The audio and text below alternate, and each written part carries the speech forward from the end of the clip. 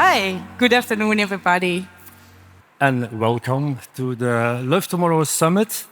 My name is Joris Beckers, and 21 years ago, I had the honor to be of one of the group of friends that started the festival, and I had the opportunity to develop many concepts within the company. And then I met the wonderful lady Debbie, who is the lead of our Love Tomorrow Sustainable department. But Debbie, I give you the word that you can introduce yourself. So nice to meet you, everyone. As Joris already nicely introduced, I'm Debbie, Project Lead Sustainability at Love Tomorrow, Tomorrowland. So I think everyone knows what Love Tomorrow Summit is, because obviously you're here. But Love Tomorrow, it's actually more than the summit. And I'm not saying that the summit is just an event. I think they already mentioned it. It's like more than a movement. But did it start in 2022 when the summit started? No. Actually, Joris was there way before my time. I was still studying. And at one moment, he had an idea to start Love Tomorrow. But I give you... Yeah. Well, like she's saying, in 2005, we started with the festival. We were a little bit successful between 2005 and 2009. And after receiving many positive reactions from all over the world, how good we were and the way we organized the festival, we thought like, yeah, maybe we also have to act. Maybe we have to think of the future, because the impact, the social impact, ecological impact with a temporary event like this festival, the size of this festival, is enormous. And it's not only about the people of tomorrow, the way we call our visitors, to give them a good time at the festival, but it's also everything that is around the festival. I mean, neighbors, for example, we know that we have a huge social impact, or on the biodiversity in the nature, and we are surrounded with beautiful nature. And that was a kind of a wake-up call for us. So already in 2012, we were thinking about this, that the festival is more than only giving a good time to all our visitors attending the festival.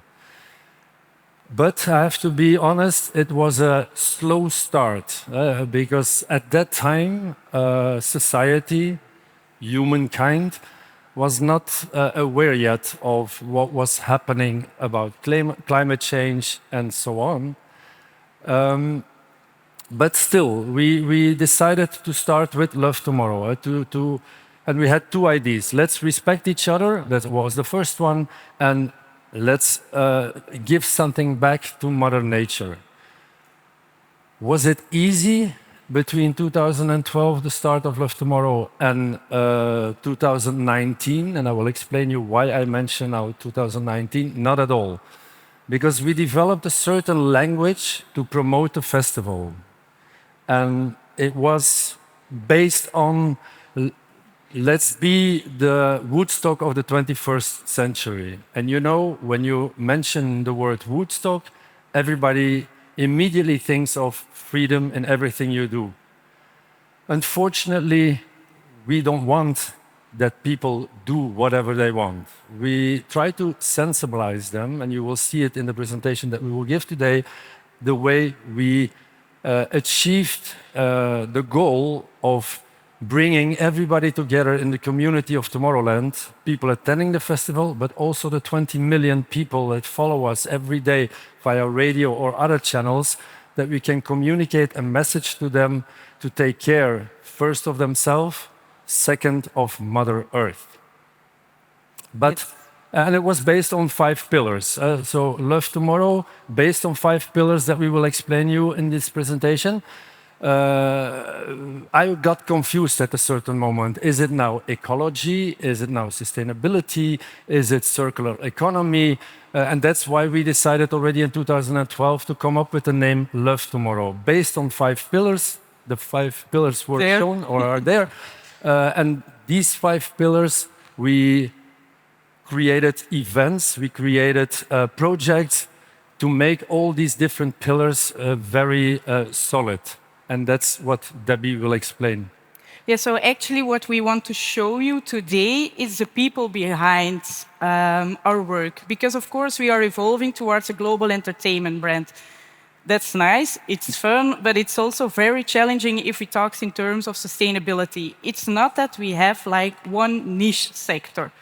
If you want to make a fashion company more sustainable, that's already very challenging, but for us, we have like a lot of different things that we do. We have festivals, we have the events, we have fiction, we also have a fashion department. So what's needed is that we get surrounded by people who are like-minded like us, because of course, that's very important to keep the motivation going, but also people who are very critical, because that keeps us sharp, and it's very important to see, okay, what do we think, what do they think? And that's why we actually mentioned it's a journey. We fail, of course. It's not that we're always successful. For example, we do like research for 6 months, 1 year, and at the end it seems like, okay, it wasn't the desired outcome, but we also succeed.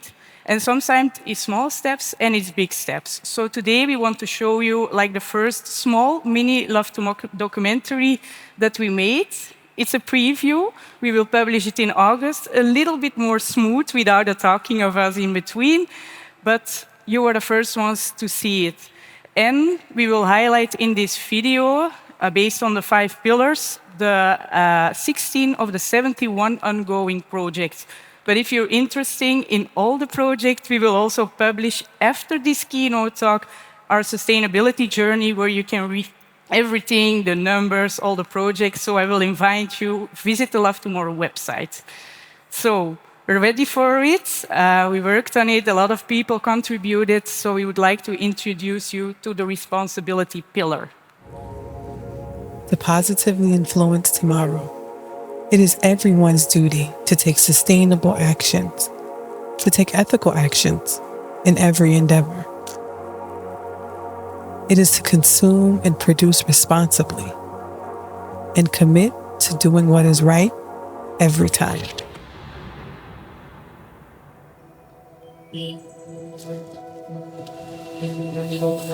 Ik vind dat wij als organisatie respect moeten tonen naar moeder natuur en dat we, waar we kunnen, heel veel stakeholders mee moeten betrekken voor dat respect te tonen, niet alleen naar moeder natuur, maar ook naar elkaar.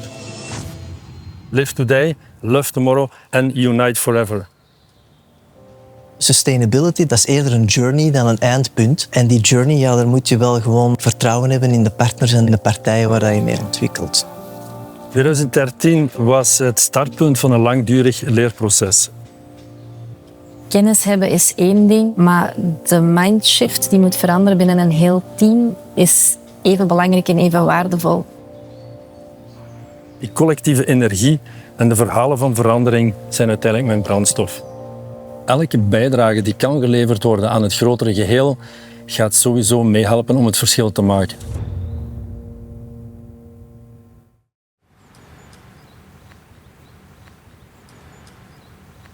We zijn als partner van Tomorrowland. Wij hosten het event als recreatiedomein. Het feit dat het een groot festival is en dat het sowieso een impact heeft, is dat voor de natuur op de Schorre ook. Duurzaamheid, daar zitten heel veel aspecten onder die niet zo tastbaar zijn op het eerste zicht. Dus hoeveel afval dat wij vorig jaar bespaard hebben of hoeveel liter water dat we uitgespaard hebben, door het tastbaar te maken, door het zichtbaar te maken, door het meetbaar te maken, kan je alleen maar aantonen van we doen op al die gebieden ons best. En ik vind dat je dat ook tijdens het festival, op Dreamville, op heel veel momenten ook wel kan voelen en zien hoe proper dat is, hoe netjes dat is en dat er zoveel facetten zijn waar daar rekening mee wordt gehouden. Je kan maar met z'n allen een klein beetje doen om dan het geheel te doen werken. Oh! Oh! De samenwerking van Love Tomorrow met Claire is een sluitstuk. In een duurzaamheidsstrategie begint het met eerst te analyseren wat je zelf doet, te kijken wat je in je eigen bedrijf kan doen. Dus wat betreft Love Tomorrow, wat ze zelf kunnen doen op het eigen terrein. Vervolgens gaan ze samenwerken met hun partners, hun leveranciers. Als sluitstuk heb je dan eigenlijk, oké, wat rest er nu nog van onze CO2-voetafdruk en daarvan verder het gat gaan dichtrijden.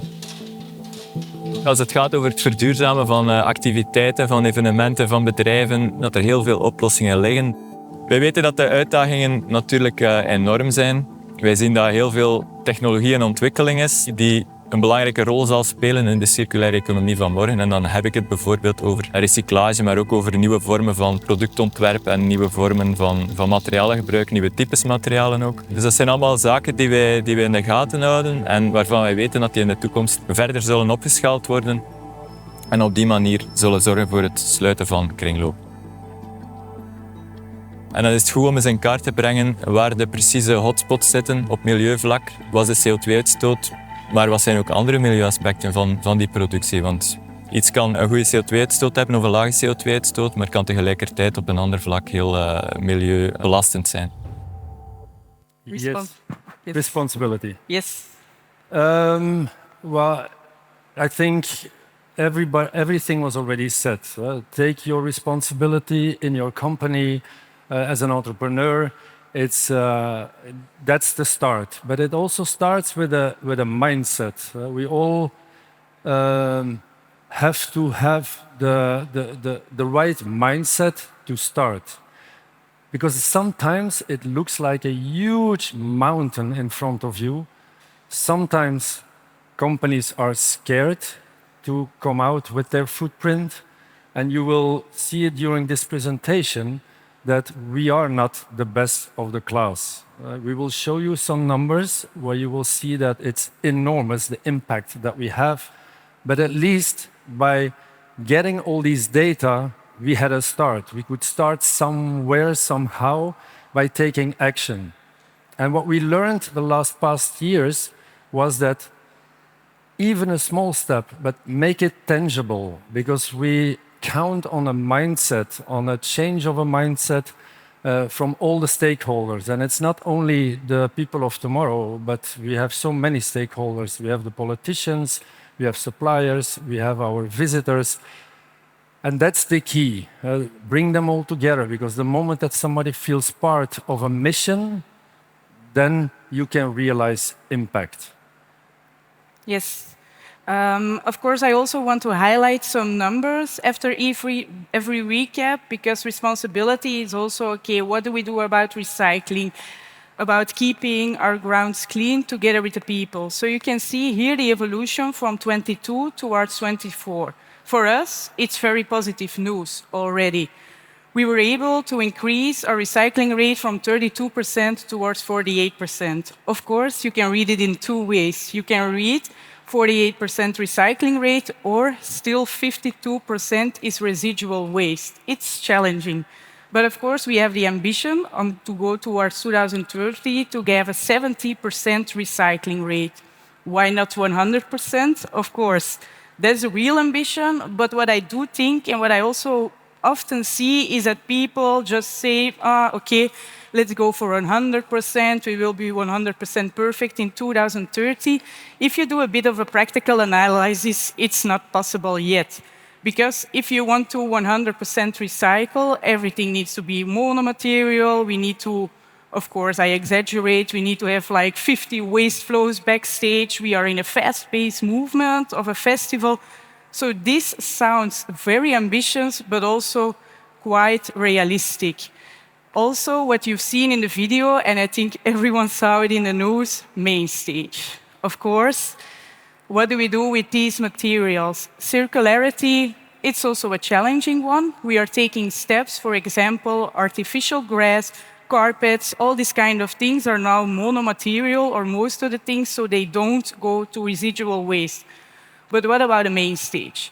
We know that it has an impact, and we source already sustainable in ways of, for example, our wood FSC certified, but we did to know about, okay, what can we do for stage design? We did an independent research together with Vito about the sourcing of materials, because when you talk about stage design, it goes from sourcing, recycling, extending the reusability, designing phase, it's a lot.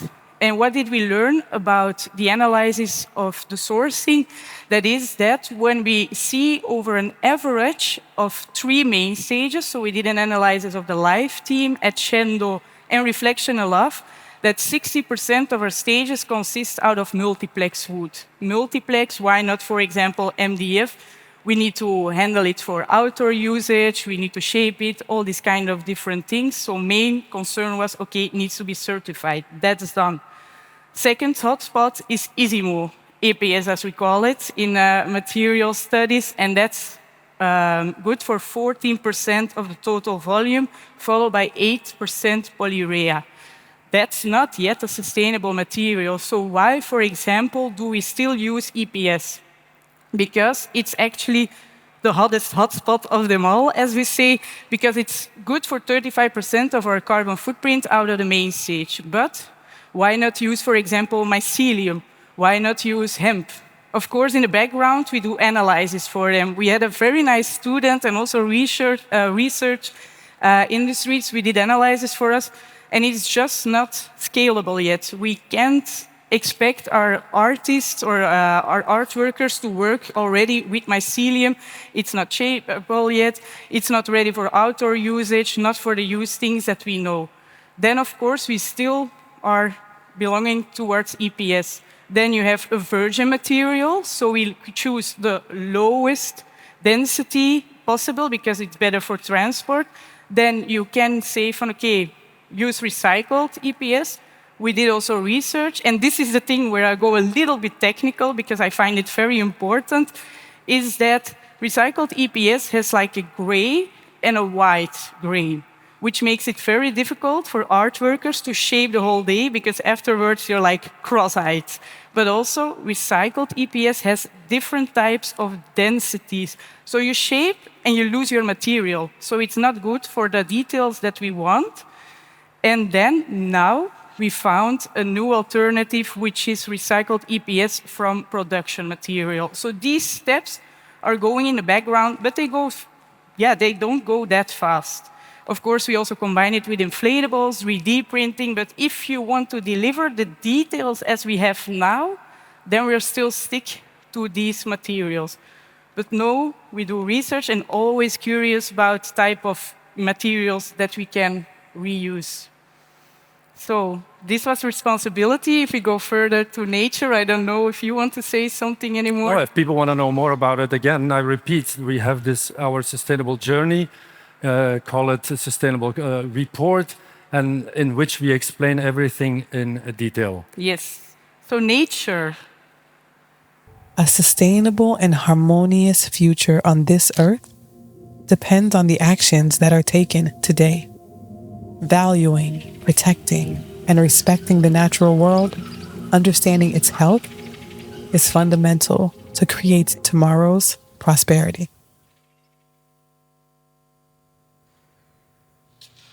Hiernaast lopen nu de runderen op eigenlijk de parking van de camping. En aan de overkant van de straat lopen momenteel onze schapen en lammetjes om effectief de camping een mooie grassooi te geven. Een groot verschil is met schapen, die bijten dat gras perfect af. Zoals we zien. Hier hebben ze bijvoorbeeld gebeten en dat is perfect loodrecht afgegeten. Terwijl een grasprietje van aan de overkant ziet dat er zo uit. Dus op dat vlak is schapen veel interessanter. Daarnaast natuurlijk maaien, daar met diesel in, fossiele brandstof. Dat is koolstof die je voor de rest van het bestaan kwijt bent, die dan nooit meer terug in komt. En die schapen die hebben dan. Op ons bedrijf staan de dieren centraal. En alle keuzes die wij maken is eigenlijk voor de dieren. Nu in samenwerking met Love Tomorrow, die steunen ons om bepaalde beslissingen te nemen. Vooral in de functie van de climate farming. En hier hebben we gekozen voor strooroosters. En het grote voordeel aan een stroorooster is, die gaatjes zijn kleiner dan de gewone roosters. Dus de mest blijft daarop. Dat in combinatie met stro kunnen wij hier een heel schone materie, een stalmest, creëren voor de nadien op de akkers te doen. En zo krijgen wij een gezonde bodem. Zijn onze dieren tevreden, want dat ligt veel zachter dan beton. En is het plaatje rond eigenlijk.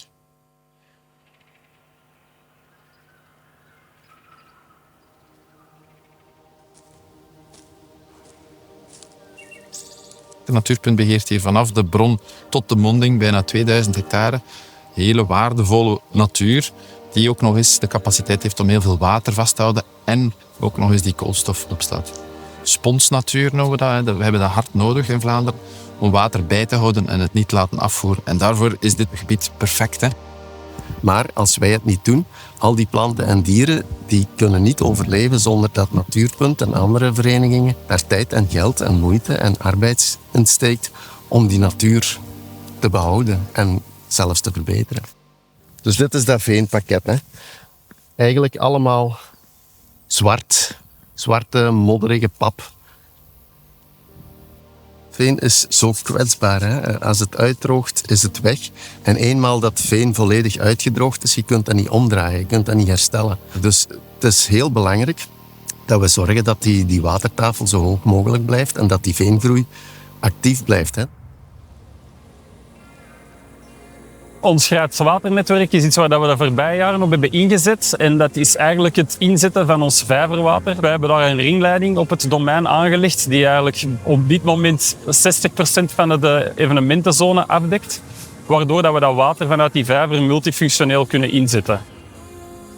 Dit is onze smart water meter. Dus die monitort het waterverbruik en de temperatuur. En daarmee kunnen we dus analyseren achteraf, ook naar andere jaren toe, of we meer of minder water nodig hebben, of ergens water kunnen besparen. En we proberen ook echt met dit soort items ons eigen systeem meer sustainable te maken. En ook samen met de klant echt als partner in gesprek te gaan hoe we in de toekomst water kunnen besparen.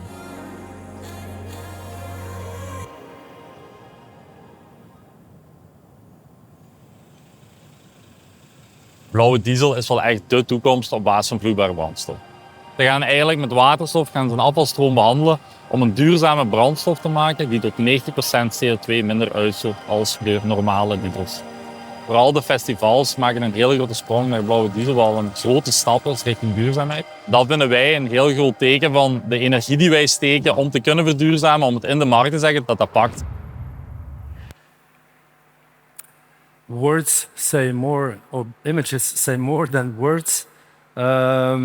But I think that for us, respect for nature doesn't mean reducing harm, but it's more that we want to restore, rebalance our relation with Mother Nature. And that's why we had to focus on 3 pillars: energy, water, and climate. Compensation, and that's a word that many people use always, that you have to compensate. It has a negative connotation. It means that you did something wrong and you have to compensate. For us, it's not a goal. The compensation is not a goal, but as you could see in the video, it's more about working with local partners. And that's what hopefully we can do in the future, because we have many very interesting partners who are very innovative, and I see some of them are present in the room. But that is for us something that we want to keep on doing, is working together with our suppliers, with our stakeholders, and most likely with local partners. Yes, so something that I also want to mention, so you've seen like, okay, we did a switch to HVO, it's hydrotreated vegetable oil.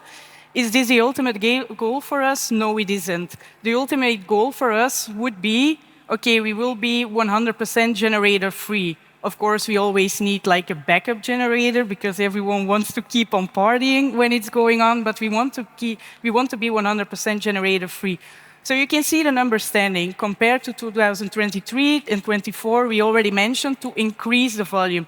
But what's important to mention is that a festival that takes place in the middle of a city, it's totally different than a festival that takes place in a recreation domain for event purposes.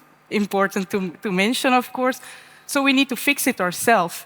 So we are now doing a lot of studies together with Fluvius, partners, internal departments, large-scale battery suppliers to install a battery system. Because, of course, if you extend the grid system for the usage and the amount of energy that you have as a festival as Tomorrowland, it also needs to be responsible throughout the year.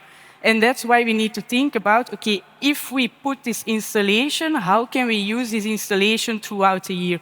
So these are still the challenges that are going on, but we are getting there. So that's a good one. We did a lot of research, and I'm happy to say we are getting there. So I hope in 2 years that I can say we are 100% generator-free. Then, we also heard it a lot, carbon footprint, emissions. What is it even? I just mentioned here okay, our carbon footprint as a festival, it's 31K, more or less, CO2 emissions that we have. Of course, you need to divide it to the amount of visitors and the crew that we have, but what does it mean? Because everyone thinks, and of course, carbon footprint is bad when it comes from burning fossil fuels, but for example, carbon is also needing to grow yourself, to grow plants for nature, so it's always challenging to explain it, because the numbers, they don't say much. But if we divide it into percentages of the carbon footprint, then we see as actually almost every festival, still 67% is coming from transport. It's not only Global Journey, but every type of transport that we have. Crew coming to the festival, international visitors, local visitors, and car is still king for national transport. I think if we ask here in the room, okay, who is coming by car, it are still a lot of people. We know it by the parking tickets, so you don't have to lie. However, we are managing it. It's challenging okay, you need to focus on, okay, how can I reduce it? How can I calculate it? A colleague of us is really getting an expert into it, and we're moving forward. So just to give you an idea, what does 31K tons of CO2 means? It's 10K almost our Zephyr balloon filled. So there are a lot of balloons here standing at the festival place. So, next pillar, innovation. Without innovation, a sustainable story has no future. It is essential to continuously seek out and embrace new ideas and new technologies that can pave the way for a smarter, more efficient tomorrow or future.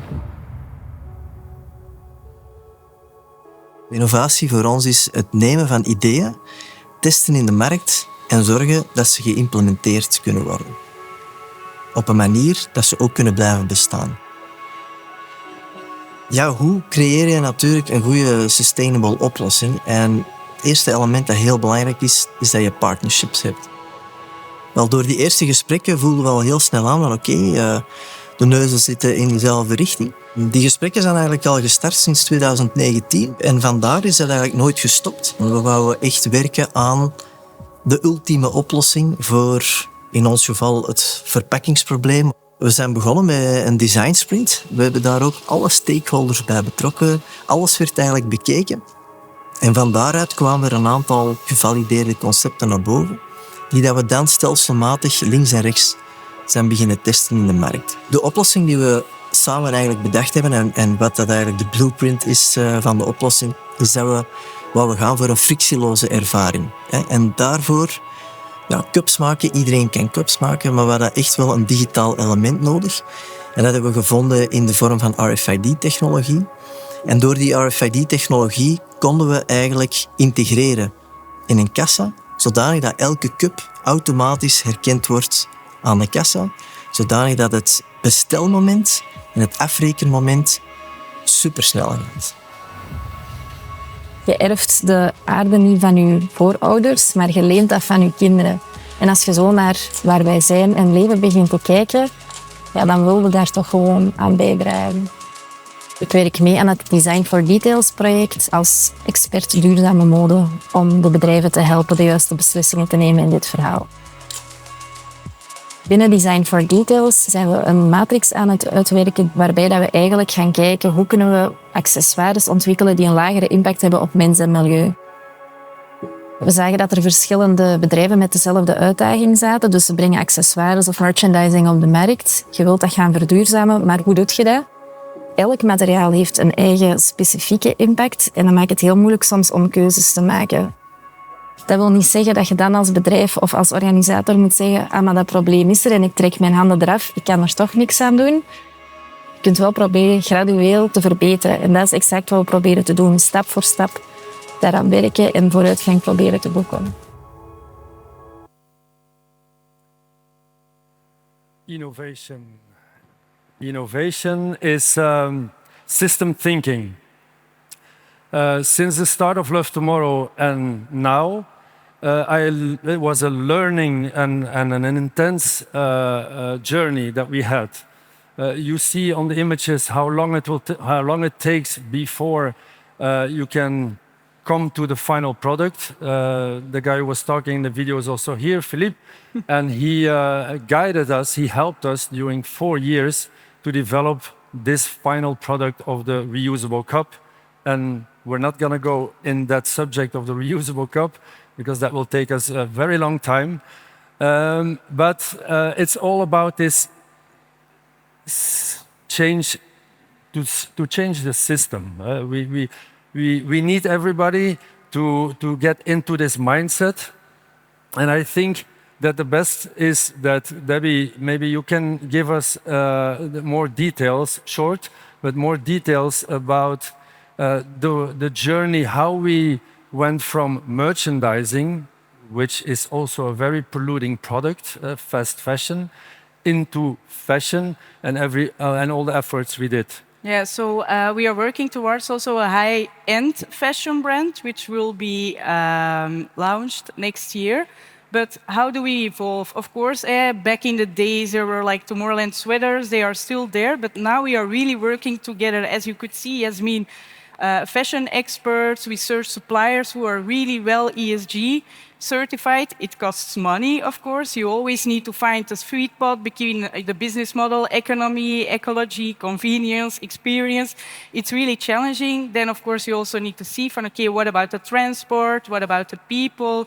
But we are getting there. So we have the goal to have like 50% of our materials to have like the best practice materials by 2027. So already there, and yeah, still developing. And I think also very important to tell why do we have the Love Tomorrow Summit and why is the ambition, because that actually says everything about system thinking and having partners around. But yeah, why did we start with the summit? Is because sustainability in general, it's a complex word and a complex subject. What we realized at a certain moment was that our visitors, they became, or I think even broader than only our visitors, that they didn't know anymore what to do, how to act, what can I do tomorrow to make already a difference in my life. And that's why we came up with the idea, let's start a summit where people can get some tips and tricks that they can take home and apply the day after. I think I'm proud that we can say now that we evolved after a few years, 3 years, that we evolved and that we are now at a level where the world is not only looking at the festival, but also at the summit that you guys are attending. okay, health. Health creates a balanced, fulfilling life and a thriving community. It isn't just physical, but also mental well-being, which must be prioritized to achieve this. Ik geloof in een wereld waar welzijn geen niche is, maar gewoon een onderdeel, een logisch onderdeel van elke omgeving. Als je kijkt naar well-being of gezondheid, is dat zeker niet het eerste wat op de prioriteitenlijst staat of het meest vanzelfsprekende om te gaan integreren in een festival. Maar het is wel iets dat echt duurzaam resultaat biedt. It was an amazing experience. It was really good. Peace and mindfulness in one little space. It's amazing. It's pretty cool. Als Move to Happiness zijn we ontzettend fier dat we hier mogen zijn, dat we deel kunnen uitmaken van zo'n groot geheel als Tomorrowland en dat we met hun community hen de moed en het lef kunnen geven om hun eigen road to happiness te bewandelen en bewuste well-being keuzes te maken. One thing that I've learned and experienced by volunteering with each other is by focusing on my own inner well-being, it's completely changed my relationship with the world around me, and my feeling of responsibility for the well-being of not only the people, but also the planet around me. I tried so many different things to improve my own emotional well-being. It was only when I started meditating that I properly realized that not only is well-being something that I can take into my own hands, but there's so much more to life to experience beyond even a sense of emotional well-being. But the purpose of Miracle of Mind is to directly address that by supporting individual people to take up a daily meditation practice that's just 7 minutes long. The aim of the movement is to address the global mental health crisis. Yes, maybe some of you know that we also have a village that we built on the other side of the festival. 40,000 people stay overnight for 4 nights. And in 2017, I met one of my friends who was also sitting in the venue, in the room of Move to Happiness. And we were exchanging some ideas. How can you introduce mental well-being, physical well-being in a world of festival and events? It's quite challenging because many of my colleagues told me like, yeah, but Joris, what are you doing? You're now introducing a recovery area at the campsite. These people, they all have a hangover, they want to sleep longer, and they are not interested in doing any sports. I can tell you, they were wrong. Last weekend, we had already more people following individual and groups classes, meditation and yoga at Dreamville than last year, the 2 weekends together. So it's growing every year. To give you an idea about numbers, 7,000, more than 7,000 people do some sports in the morning after a festival day. But health in the world of festival and events, again, wasn't easy because it's more than only first aid.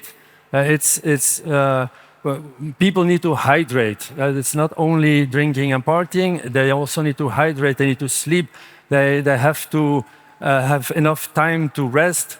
And that is something that I think as the only festival in the world of this scale and with this type of music that we could achieve and to take care of all our visitors. We give them the possibility in the morning from 8 o'clock in the morning until 2 in the afternoon to take care of their bodies and their minds. That's also why we have the Sadhguru, a famous Sadhguru.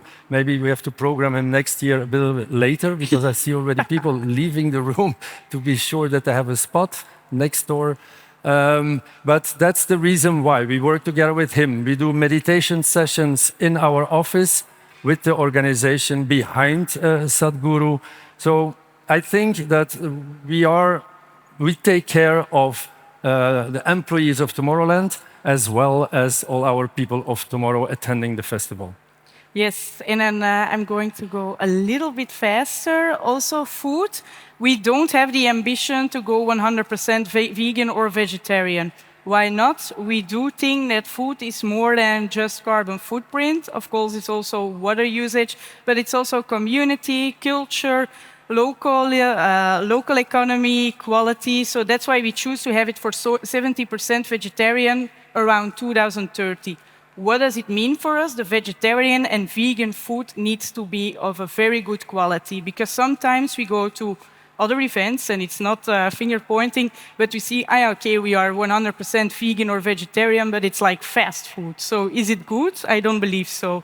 So we really want to offer, if we give food that is high quality, of course, you are still at a festival. Sometimes you want to have like a burger, everyone wants it, but that's our ambition. Once again, because we did some research, we want to keep towards our DNA, and we think that this is a very good balance. One thing that we want to do is reduce red meat and prioritize chicken over pork. Then the last one, respect. Fostering an inclusive and equitable community means upholding a deep respect for all individuals, cultures, and viewpoints. It means creating an environment where diversity is celebrated and every voice matters.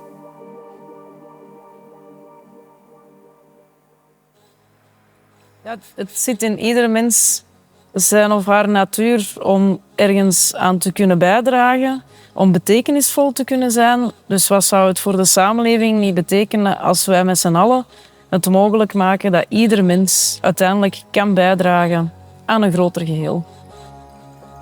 Met de Value Factory leggen wij de brug tussen mensen die extra kansen kunnen gebruiken en de evenementensector. Onze mensen die barsten ook gewoon van talenten. En dat is waar dat wij ons voor inzetten om te zorgen dat ze die talenten ook kunnen uiten en dat ze op die manier in hun kracht kunnen staan. Een regulier bedrijf denkt heel vaak op de manier, we passen onze mensen aan naar het werk dat ze moeten doen. Wij draaien dat helemaal om. Wij passen ons werk aan naar de mogelijkheden van de mensen. En binnen die mogelijkheden proberen we zoveel mogelijk opleidingskansen en doorgroeimogelijkheden te voorzien. Bij Vlotte Maatwerk stellen wij mensen met een afstand tot de arbeidsmarkt te werk. En onder andere voor Love Tomorrow maken wij de recycle kits. En halen wij de vuilzakken tijdens en na het festival op.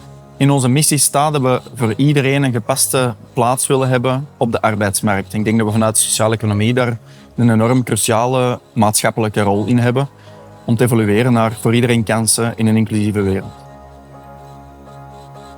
Het wonen naast Rienville is een ervaring op zich, denk ik. Op zich, ja, we zijn allemaal jong geweest, dus we weten wat het is om naar festivals te gaan en wat dat met zich meebrengt. Als ik vergelijk met vroeger en nu, vroeger was er weinig communicatie, nu wordt er heel goed gecommuniceerd door de mensen van Tomorrowland. Uiteindelijk is het hier gegroeid en zal het nog veel verder gaan groeien. Maar dat respect voor die lokale verenigingen of initiatieven die steun verdienen.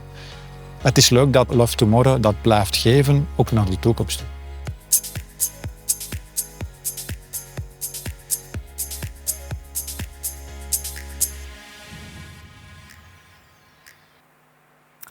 Our time is almost Yes. over.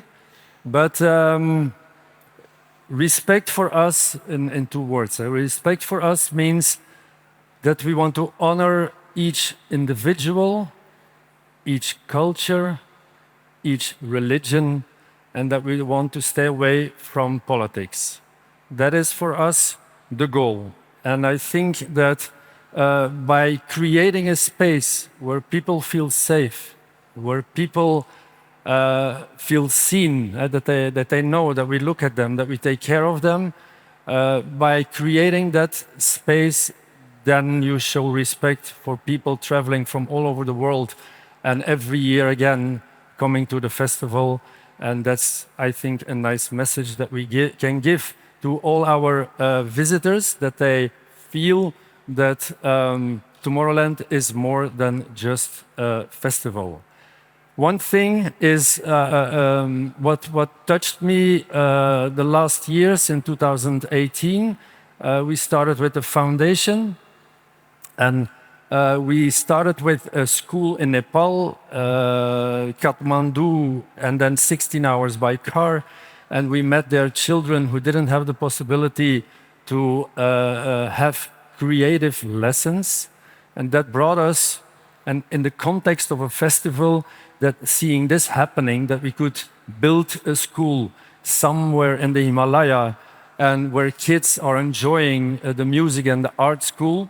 We provide them with instruments, we send teachers, we take care of the school. That was the start of the foundation. And now my colleagues, they developed the foundation in a worldwide foundation. And you see here some numbers, what we achieved with our foundation the last 7 years.